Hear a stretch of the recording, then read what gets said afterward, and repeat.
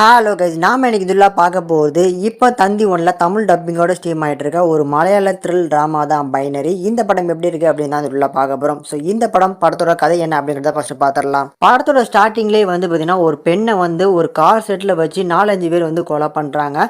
So இந்த கொலை பண்ண எல்லாமே பார்த்தீங்கன்னா வீடியோல யாரோ எடுத்திருக்காங்க போல. ஸோ அந்த ஃபுட்டேஜை அப்படியே ஒரு நியூஸ் சேனலுக்கு கொடுத்துருக்காங்க. அந்த நியூஸ் சேனல்ல பார்த்துட்டு இன்ன வரைக்கும் பார்த்தீங்கன்னா அந்த சாதனாவோட கேஸை இன்னும் போலீஸால கண்டுபிடிக்க முடியாம சால்வ் பண்ணாம அப்படியே வச்சிருக்காங்க அப்படின்னு சொல்லி 18 மாதங்களுக்கு அப்புறம் இப்பவும் பார்த்தீங்கன்னா நியூஸ் சேனலில் அதை பற்றி பேசிக்கிட்டு இருக்காங்க. அண்ட் அப்படி கட் பண்ணோம் அப்படின்னா இந்த சைடில் ஒரு 5 யங்ஸ்டர் ஒரே கம்பெனியில் வேலை பார்த்துட்டு இருக்காங்க போல. நல்லா தான் வேலையும் போயிட்டு இருக்கு, நல்லாவே வருமானம் வந்துட்டு இருந்த போது திடீர்னு பார்த்தீங்கன்னா அவங்க கம்பெனிலேருந்து சீக்கிரமாகவே டெர்மினேட் பண்ண போகிறோம் அப்படின்னு சொல்லி டெர்மினேஷன் லெட்டர் வந்திருக்கு போல. ஸோ இப்போ எல்லாருமே வேலை போயிடும் அப்படிங்கிற அந்த அச்சத்தில் இருக்காங்க.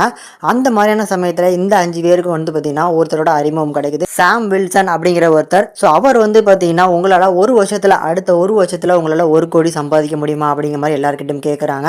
இல்லை எங்களால் முடியாது, எங்களால் ஜென்மத்துக்குமே முடியாது அப்படிங்கிற மாதிரி நிறைய பேர் சொன்னாலும் ஏன் கூட சேர்ந்துட்டிங்களா உங்களால் சம்பாதிக்க முடியும், அதுக்கான ஒரு சொல்யூஷன், அதுக்கான ஒரு பிஸ்னஸ் தான் ஹேக்கிங் அப்படிங்கிற மாதிரி சொல்கிறாப்புல. இதுக்கப்புறம் இந்த கதையில் நடக்கிற சம்பவங்கள் என்ன, இந்த ஹேக்கிங் பண்ணக்கூடிய இந்த கும்பலும் அண்ட் ஆல்சோ இன்னொரு சைடில் பார்த்தீங்கன்னா இந்த கேஸை சால்வ் பண்ண மாட்டேங்காங்கன்னு சொல்லி நியூஸில் கேட்டுக்கிட்டே இருக்காங்கன்னு அந்த கேஸை ரீஓப்பன் பண்ணி அந்த கேஸை ஃபாலோ பண்ணிட்டு போகிறாங்க. இதுக்கும் அதுக்கும் என்ன கனெக்ஷன், கடைசி என்ன சொல்ல வராங்க அப்படிங்கிறத அந்த படத்தோட மீதி கதை. இந்த படம் பார்க்கறதுக்கு எப்படி இருக்குது அப்படின்னா ஒரு டீசன்ட் வாட்சபிளான ஒரு த்ரில் ட்ராமா. அண்ட் படத்தில் இருக்கக்கூடிய அந்த கிரைம் இன்வெஸ்டிகேஷன் ஓரளவுக்கு நல்லா இருந்துச்சு. படத்தோட தமிழ் டப்பிங் நல்லா இருந்துச்சு. பட் என்ன பொறுத்தளவுக்கு ஒரு ஸ்லோ பேஸ் ட்ராமா தான். அந்த சஸ்பென்ஸை ஓரளவுக்கு மெயின்டைன் பண்ணிகிட்டே இருந்தாலும் அந்த ஸ்லோ பேஸ் அப்படின்னு சொல்லி ஒரு அரை மணி நேரம் 40 நிமிஷத்துக்கு மேலே பார்த்தீங்கன்னா இந்த படத்தோட கதை முழுசாக உங்களுக்கு அண்டர்ஸ்டாண்ட் பண்ண முடியும்.